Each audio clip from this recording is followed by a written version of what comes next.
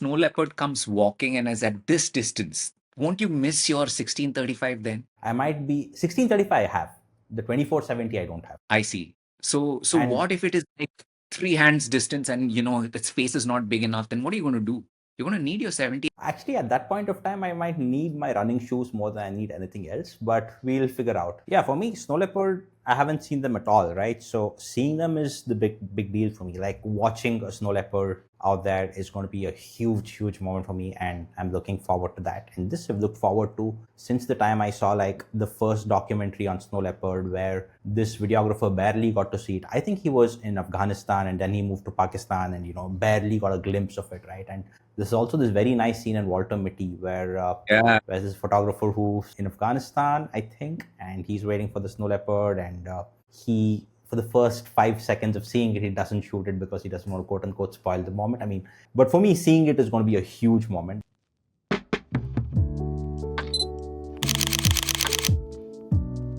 Hello and welcome to F Stopping by the Woods, a nature photography podcast. This conversation is with Sumeet Gayathri Moghe, my good friend and brilliant wildlife photographer. Sumeet is also an expert wildlife expedition planner. I've benefited from his meticulous planning, thanks to which we have made some of our favorite images in Madagascar, Borneo, Botswana, Kutch, and Gir, among others. In this episode, Sumeet and I talk about our upcoming trip to the Spiti Valley to photograph snow leopards. We recorded this before we left, and I'm posting it after we returned, so it has some footage from our trip. There's also a teaser at the end on what to expect from Spiti Valley. Cleverly disguised as a conversation on how to prepare for the high Himalayas in winter, this is in reality a justification to the families of wildlife photographers on why our rooms are so messy a week before a photography trip. Hi Sumeet, nice to have you back here again. Welcome back. Thanks for having me. So Sumeet, what is it about like a week before a big photography trip that makes life so chaotic? Well, first there's the unknown of the place that you're going to. I've never gone to the high Himalayas in peak winter. Is it peak winter? Maybe it's the tail end of winter, but it's cold all the same. Just wrapping your head around all of the packing, you can probably see the chaos around me. There's the suitcase right there. There is my backpack right there. I've got stuff strewn around the room. So there is some of that unknown. I actually got a lot of my packing done early, but I think I've resigned myself to the fact that my last week will always be chaotic because we usually disappear for long times when we go on these trips because we want to give time at the destination. Some of these trips are longer just by design because you need to acclimatize. And then that means a lot of the other part of our life catches up, right? So work catches up because you want to finish a lot of work before you go. You want to make up for your absence. In my case, I have family commitments, need to ensure that the kids are going to be okay when I go away. It has been a chaotic week for me too. And I was in conversation with Sriram, I think last week, and I sort of posted that conversation today. And towards the very end of it, he also speaks about the importance of preparing and planning for a trip. If he says there's one thing that he'd like everyone going to either Antarctica, which is what that podcast was about, or any other place, would be to plan and prepare for it better, right? And in our case, even though we've done this for a while, there is some amount of preparation that has to go into sort of getting used to holding the camera and the lens again, ensuring that, we are able to figure out the right buttons, the right settings, and so on and so forth. And unlike in the case of Botswana, where we actually did a sort of a warm-up trip when we went to Cardinwadi for the wolves, we sort of haven't done that. I haven't shot after Botswana, which was a good 4 or 5 months ago. I'm not sure if you have either. So I definitely intend to step in the balcony for a bit today, tomorrow, and sort of get my warm up on the camera, so to say. Yeah, I keep using my camera because I do a little bit of people photography in between. It's definitely completely different settings from wildlife photography. And even my standard wildlife photography settings are going to be different from the settings I'll have here because I expect I'm going to be shooting quite a bit from a tripod. Yeah. And often the animal's going to be at a long distance, but not necessarily always in fading light. So many of the situations that I expect to encounter in, let's say, the savannas of Africa or the jungles of India, this is going to be a little different from those situations. So even my stock standard settings are going to be a little different. So before we sort of get into gear and settings and so on and so forth, share a bit about where we're headed, how long the trip is for, what we hope to see there, and a general summary of the trip coming up. Yeah, so we are headed to Spiti Valley. There are couple of places in India where you have a good chance of seeing snow leopards. One happens to be in Ladakh, Hemis National Park and its surroundings, and in Spiti, it's Kibber Sanctuary and its surroundings. Now, of course, the snow leopards don't know about Kibber Sanctuary yet. So they hang around anywhere in the valley. And generally, the way it works is that there's news and you try to get to where the news is. So this is at about 4,000 feet, which is a mighty altitude. So we don't live there every day. Our bodies are not acclimatized. So we will reach Chandigarh first, and we will gradually make our way up to that altitude. We will stop at Shimla for our first night. That's at about 2,000 odd feet. Then again, next we will stop at Kalpa, which is still at about 2,000 odd feet. So that gives us a good amount of exposure at that altitude. And then on the third day, via Kaza, which happens to be the capital of Spiti, we go up to Kibber, which is going to be our place to stay for the next 10 days. And then we come down, and again, very similar. We stop midway and we gradually decrease our altitude before we return to our home bases. So that's the overall itinerary. And again, as I mentioned, this isn't like your typical game drive where you go around looking for animals. You pretty much stay put, wait for the news. And when you get the news, then you get to the place where the news came from. You hike or trek, or if you're lucky, you shoot from the road. You shoot up, you shoot down, wherever you see the animal. There are not a lot of options in terms of being able to position yourself. Yeah, looking forward to that. So also, do you want to share a little bit about what exactly you mean when you say when you get the news? Who are these news givers and where are they? Yeah, so over the years, what's happened is both in Ladakh and in Spiti, a lot of the locals have developed the skill of being able to find, track, and then spot. I mean, in the first place, you've got to spot the snow leopard, then be able to track it, and then keep following it till you feel like it's a good enough sighting to be able to call your guests, right? So Yeah. there is an entire network of spotters all across the valley that gets activated late November and stays activated till the end of April, because this is a good source of income Yeah. to get ecotourism into the valley for wildlife, right?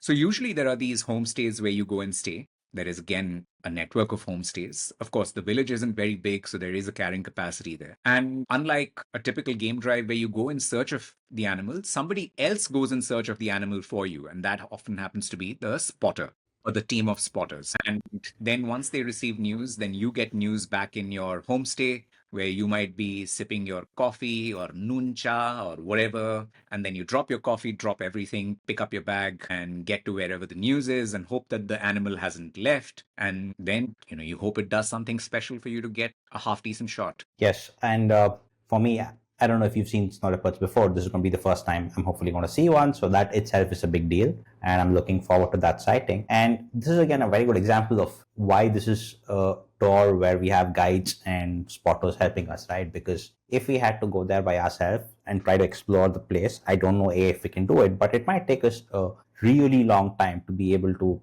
as much as spot a leopard in that terrain, because even in that, getting out is so hard, and walking around, getting around is so hard, and you wouldn't know where to look. And this is a good example of why this was like a good choice to have like a completely guided tour where we have spotters and guides letting us know where sightings are, taking us there, and us optimizing our time for the snow leopard sightings as and when they happen. And in the downtime, we think about if there's any other things we can see there, maybe the blue sheep, maybe golden eagles, maybe foxes, anything else that comes about, if we just want to explore the surroundings or whatever else that it is that we can do in the downtime there. I just wanted to make an important point about a rule of thumb. When do you go by yourself and when do you go with a guide? If the routes are well marked, then there is not a lot of variation between the routes you take and the routes that a guide takes. Then you trust your instincts and your natural history knowledge, right? And Yeah. if you give yourself time, the averages will add up in your favor. But when the routes are not well marked and the terrain is not something you're familiar with, in this case, Himalayan terrain, we don't walk around there on a regular basis, and there is no route often, right? So it can be even risky to go and search by yourself. Forget about the fact that you don't know the routes, you don't know the natural history. It can just be risky to go stand on a cliff and try to look for a snow leopard there and then risk falling to your death several thousand feet below. Not to mention the temperatures we are going to be at, which is, I'm guessing, minus 20 outdoors on some days. So yes, adds to the risk factor as well. So yes, all of this adds to another level of preparation, what all are you carrying there in terms of cameras and lenses? I'm carrying a mini house, man. I think the room will be quite inadequate for what I'm carrying. No, so this is a pain. I think all of our viewers will be able to empathize with the fact that we generally carry more luggage than airlines allow us. So in Yes. India, it's 7 kgs in your handbag, and there is no way that Yeah. a laptop and a camera and your camera bag put together is going to be less than 7 kgs. So right Yeah. there, we're in dodgy, dicey territory. So I've got a lot of warm winter wear. I'm carrying at least how many layers? So 4 layers of clothing, including the inners. So that's important. And you need something that will stand you in good stead in -20, -30 degrees. We're both carrying fairly good gloves because you don't want your Yeah. digits to get really cold when you're working out there. We're carrying pretty heavy duty snowshoes Yes. and woolen socks and stuff like that. So that happens to be the apparel, cover your face, cover your head, cover all of the skin that is exposed. Because while I'm saying this in jest, I was recently at a place which is not very cold, which was just hovering at -1, -2. And even when the wind Yeah. blows and it hits your mouth, at some point my mouth was getting so numb that my speech was slurring. So I can totally imagine what will happen at, let's say, 40K winds at, let's say, -10, -20, -30, right? It can get pretty rough. So I just want to be prepared for those kind of things. And then in terms of gear, there's a bag full of gear, probably more gear than I will use. But I think both of us follow the principle of take it and don't regret it. So I'm carrying pretty much all focal lengths going from 16 all the way up to 600 plus a TC of 1.4. So hopefully I can go all the way up to 800 odd And if the animal is further than that, I will say hard luck and take whatever shots I get and enjoy the sighting. Makes sense. So which are the lenses that you're carrying? So I'm carrying a 1635 just in case there are any landscapes to photograph which afford themselves to a 1635 perspective. I'm Yeah. expecting that very few. So I like the 1635 and I also like the handiness of a 2470 to just walk Yes. around the Kibber village and shoot a few things. For portraits, I really like, human portraits. I like the 85 prime. So I always carry it regardless of where I'm going. It's my standard portrait lens. And then I was debating whether I should carry my 7200 or not because the 100-400 covers most of that range. But because I like that lens so much and the aesthetic quality of it with the 2.8, I'm carrying that too. I'm carrying the 100-500 too, and I'm renting a 600 As I said, I'm carrying more gear than I should be. And you're carrying the R5 Mark II and the R5. That is correct. So I'm Or are carrying you carrying two R5s and one R5 Mark. A lot of equipment, and you also have Gayatri who can help you out, right? So it's not like you're one person with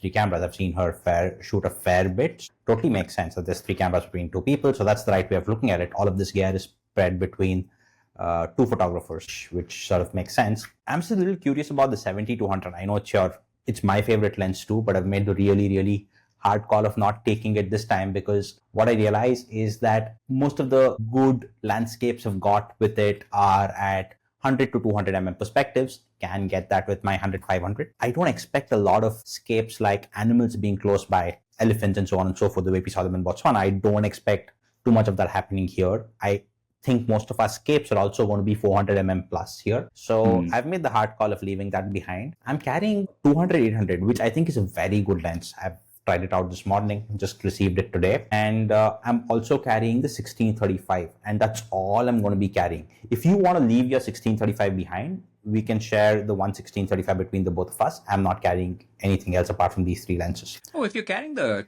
200 to 800, then you can probably ditch the 100 to 500 for the 70 to 200 because you'll have 70 to 200 and then 200 to 800 and you have the entire range, no? Yeah, but if you think about it, I'm only losing out on 30 if I'm not carrying the 100-500.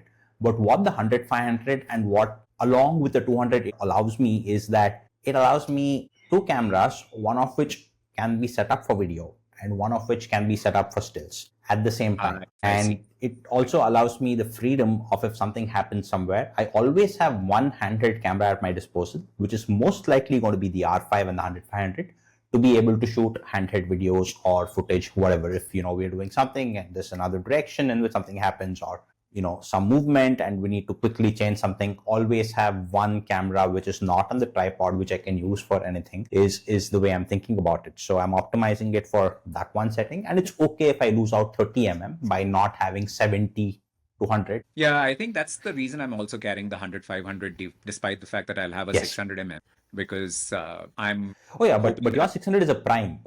If you don't carry the 100 500, you don't have anything from 200 to 600, which is a very important focal length. Therefore, I'm guessing a lot of scapes. correct.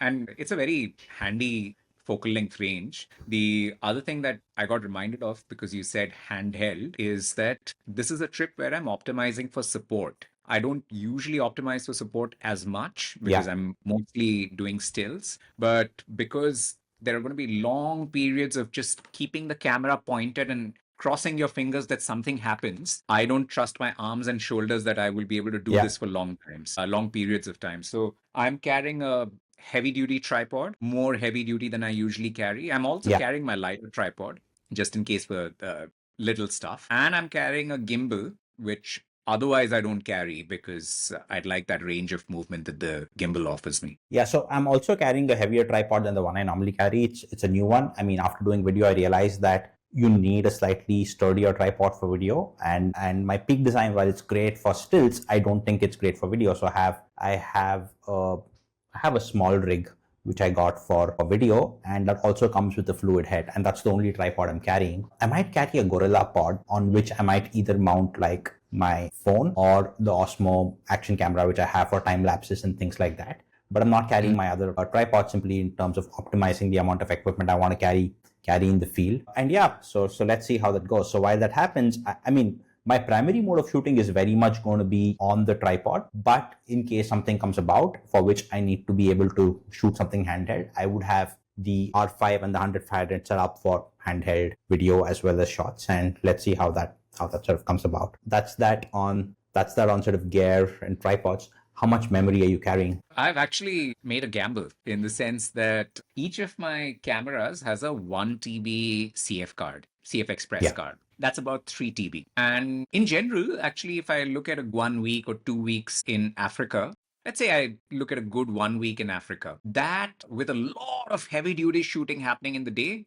fills up about 2 TB. And this is not Africa. And I don't expect that level of heavy duty shooting to be happening. So I'm saying 10 days. If I max out 3 TB, then it'll be a good problem to have. So I'm only carrying 3 TB of memory cards. I'm not carrying a computer to transfer.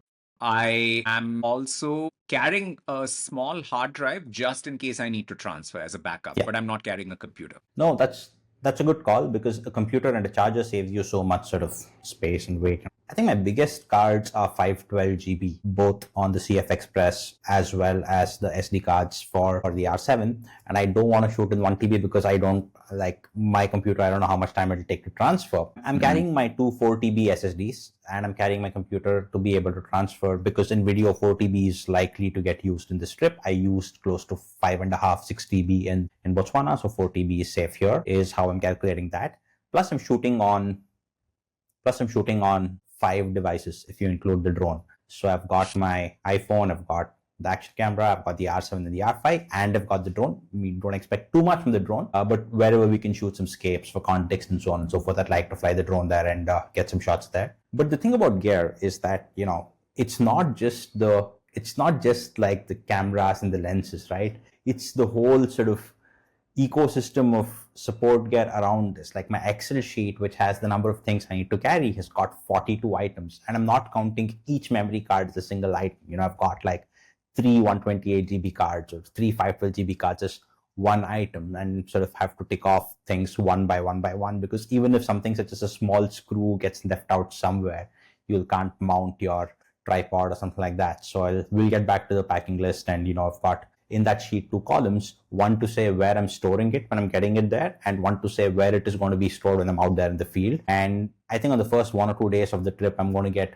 acclimatized to where what is kept, which took me some time in Botswana. So yeah, I think that part of learning happens in every trip in terms of in this trip where I'm going to put what, because in this trip, I don't think we'll be using our photography jackets. We'll be wearing that big jacket on top, which also has a lot of pockets. So I'll need to figure out which pocket has got what and sort of pull things out easily. Yeah, I have just one pouch which I'm carrying, which is a field pouch from Peak Design, very old one. And I expect to keep all of my accessories in there. Just for the viewers and listeners, one thing that happens on these trips is every participant on the trip gets a porter. So they Yeah. help you with your equipment and help you carry that around. And there's two of us with all of the equipment that we have. So as long as split it across two bags, deciding who takes which equipment between me and my wife, I think we can be fairly organized with the equipment. Yeah. Which is why I'm optimizing my number of lenses. I'll be surprised if I shoot a lot with the 1635. I will miss maybe the 2470 on some occasions, at which point of time I'll borrow your lens or shoot something with it or ask you to shoot and stuff like that. But yeah, I'm optimizing for what I know I can. I'm optimizing But for what say 80% of my shots. when a snow leopard comes walking and is at this distance, won't you miss your 1635 then? I might be 1635 I have. The 2470 I don't have. I see. So what And if it is like three hands distance and its face is not big enough? Then what are you going to do? You're going to need your 70. actually, at that point of time, I might need my running shoes more than I need anything else. But we'll figure out. We'll figure out between the Osmo and the 1635, which I can also use on my crop, and which gives me 50 and all of that. What I can get, what I can't get. So yes, we'll have enough permutations and combinations of all the focal lengths I can get. So if you actually think about the 800 on the R7, it's what? It's close to 1200 or so, isn't it?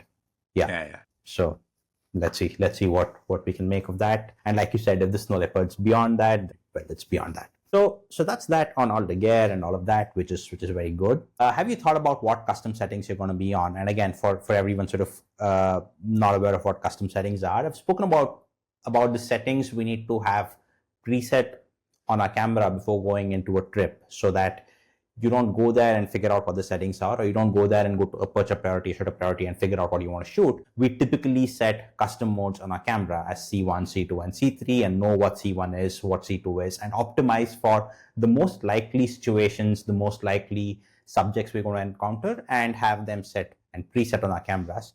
Have you thought about it? Have you thought about how you're going to set your cameras on that front? Yeah, my Canon camera and your Canon camera allow us 3 custom modes, and I have 2 modes anyway which are set up, which are dissimilar to each other only in the frame rate. One of them has a frame rate of 20 frames per second and the other has 30 frames per second, right? But both of these are set up for the default of 1/2000th of a second as the starting point. And that's because we often shoot in Africa where we're expecting things to happen very quickly and we'd like to be able to respond to those situations. So that's my starting point. And again, I also want to optimize for things like birds in flight and all of that. Here, however, since I'm expecting not to shoot handheld a lot of times, and I'm also expecting that the subject is going to be fairly stationary and at a long distance, because remember, when the subject is closer to you, the blur is likely to be more pronounced when the subject moves. But when the subject is away from you, the blur is going to be less pronounced when the subject moves. So you can get away with a lower shutter speed. And then the lower shutter speed also gives you a little bit more play with the ISO, right? So I will have a third mode. Usually my third mode is a shutter speed priority, which starts at about 1/40th to give me panning shots. Here I will, say that the panning shot is probably not one of my more important outcomes. And I will create a manual mode, which is my third mode, which will be starting at 1/500, highest f-stop, auto ISO based on that, and my highest frame rate. Or maybe I'll go with a low frame rate on that, actually. Yeah, I'd probably do something similar to that, except in my case, I have to optimize one camera, which is the R7 for being on the tripod and the R5 for being handheld, which I'll figure out. So for me, the 3 video modes are fairly straightforward. It's going to be very similar to what I had in Botswana. I'm going to be shooting in multiples of 30. So one of them is 30 FPS, one is 60 FPS, and one is 120, which is straightforward as far as the R5 is concerned. And on the R7, I'll also have the opportunity of going in for the additional crop at 60 FPS, even though it comes at a slightly lower video quality. But, well, it may not be a bad idea in a place like this. On the image modes, I really need to think about, because I think one of the modes we might need to optimize for is low light, right? Because it is possible that we're shooting in really, really cloudy conditions. It's possible that we're shooting in some slightly dark places. So I think my default mode on the handheld is still going to be 1/2000.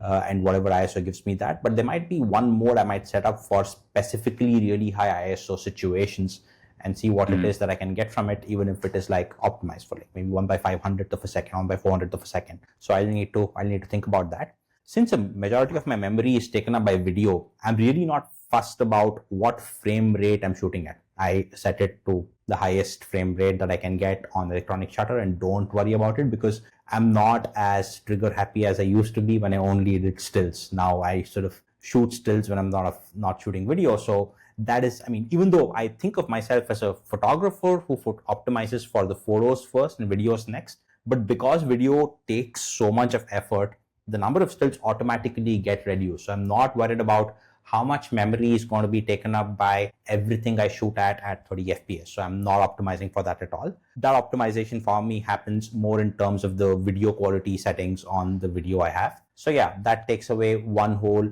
variability. So we'll optimize everything for the same frame rate, but it will have to be for two different conditions. One for faster shutter speed if something's moving, not moving. One for darker conditions. Yeah, so my C3 setting, as I mentioned, is a manual setting, right? And it's so there, just by using the top dial, I can change the shutter speed in whichever direction I want. So I'm starting with a default of 500 and my ISO is going to be automatic. Yeah. So regardless of what the light is like, if I start with a shutter speed of 500, my camera will automatically give me the ISO that I need. And if I believe that I need a higher shutter speed, I can just use this finger and very easily get to a higher shutter speed. Makes sense. Yeah. So let's see how that comes about. I need to figure out the custom modes on the action camera as well. That comes with 5 custom modes. I don't think I'll change it too much. It's still going to be set for various sort of width of view, so to say. You know, there is one standard, there's one wide, there's an ultra wide, one for slow motion and one for time lapses, which is what I'd used in Botswana. So I'll use the same thing there. And the iPhone comes with just one. The drone needs to be set up. I've almost always shot the drone in the equivalent of the raw mode for video. I'll see if that still is what I need to do here and figure that out. So that's all for tomorrow. So I hope that if everything non-photography and non-camera related can get sorted today, tomorrow is the day I'll sit entirely on cameras and settings and sort of get through with that. Let's see how that comes through. Do remember, you're going to have one full afternoon and evening to do nothing but think about your camera, which is at Shimla, because we reach Shimla at about noon and then we have nothing to do till the next morning. So we can obsess over cameras at that time. Yeah, I probably have to think about what videos I do there. I mean, I'm sure I remember this diary from Botswana, in which I used to write down things I need to shoot and the short list and so on and so forth. I've really not spent time on what the videos I get from here are going to be. That time has already been accounted for this work. So let's see. I just noticed that, you know, the first page of this diary in which I write my video things I've written, planning is everything, the plan is nothing, which is sort of what most of this discussion and most of what we're going to be doing for the next 2 days about is like, right? I mean, we might very well reach Spiti and figure out that these custom settings are different and optimized for something else, but it's still important to figure out most of it now to be able to change it for the better later if need be. But what I hear is that when we are goofing around in Shimla, you are not going to be goofing around and you're not going to be shooting us goofing around. Let's see. It's always good content if there's any goofing around happening. So lastly, what are the 2 or 3 most epic shots that you might be looking forward to of snow leopards in this trip? Oh, just a solitary snow leopard walking through the snow, like absolute whiteout everywhere. And a solitary snow leopard walking through big frame, small snow leopard. I'd love that. But apart from snow leopard, I want to get a nice, cute shot of a red fox in the snow, maybe with a little bit of eye contact if possible. And I've seen bearded vultures earlier, but I haven't ever got a good shot of a bearded vulture. So I wonder if I can get a good sighting of them and probably get a good shot, golden eagles maybe. But yeah, I've heard stories about from this season actually of a mother and cubs. So who knows, mother and cubs playing on the side of a mountain with snow falling. A man can wish, right? Yeah, for me, snow leopard I haven't seen them at all, right? So seeing them is the big deal for me. Like watching a snow leopard out there is going to be a huge moment for me, and I'm looking forward to that. And this I've looked forward to since the time I saw like the first documentary on snow leopard, where this videographer barely got to see it. I think he was in Afghanistan and then he moved to Pakistan, and barely got a glimpse of it, right? And there's also this very nice scene in Walter Mitty where Yeah. there's this photographer who sort of is out somewhere in Afghanistan, I think, and he's waiting for the snow leopard, and he, for the first 5 seconds of seeing it, he doesn't shoot it because he doesn't want to quote unquote spoil the moment. I mean, it's not, thankfully, and touch wood, and hopefully we'll see them. It's not that hard to see them anymore, but for me, seeing it is going to be a huge moment. That's one. And likewise on the bearded vulture, the lammergeiers and the golden eagle. I've not seen a bearded vulture, so that's going to be a big lifer. I've seen golden eagles in Chapar once, but I would like to get a proper golden eagle shot here if that is possible. So yeah, those are there on my wish lists. So touch wood, let's see how that goes. So anything else on your mind about this trip? No, I hope I survive the cold. I hope I don't get sick. Yeah. Yeah, we come back all in one. Yeah, I've been watching the video about photographers getting sick there. That is scaring me a bit. I don't do really well when the altitude changes. I don't do well in flights and so on and so forth. So figuring out how I can keep my ears and so on and so forth free of pain. And one very interesting thing I want to tell you. So I rented the lens, which got dropped off at home today. So the person from Primes and Zooms Pune had come here, and he mentioned something along the lines of the next two drop-offs he's having also being for people who are into Spiti. So expect it to be reasonably crowded there, and expect like maybe 100 people on one side of the cliff watching snow leopard on the other, which is also interesting. So yeah. I'm sure we'll be able to tell the story with more authenticity when we are back, but it's just one valley and people have to share the news. Spotters have to share the news with each Yeah. other because the next time they may need the news from someone else. So the news about snow leopards spreads very fast. If one person has a sighting, everyone has a sighting more often than not. So I'm expecting this to be a rather communal sighting where everyone is there chatting around, lots of tripods, everyone aiming at the same direction, hoping and praying, and all of that. So you and we should probably discuss this at length in another sort of discussion, but you and I both are on the side of sharing news about sightings so that people are aware of it, as opposed to sharing it after the sightings happen for any number of reasons. We're both on that side, so this should be fun on that front. So awesome. Looking forward to meeting you in a few days. Looking forward to getting the rest of packing going, and not looking forward to cleaning up this mess that is there behind me once the packing is done. But in any case, see you soon. See you soon. All right.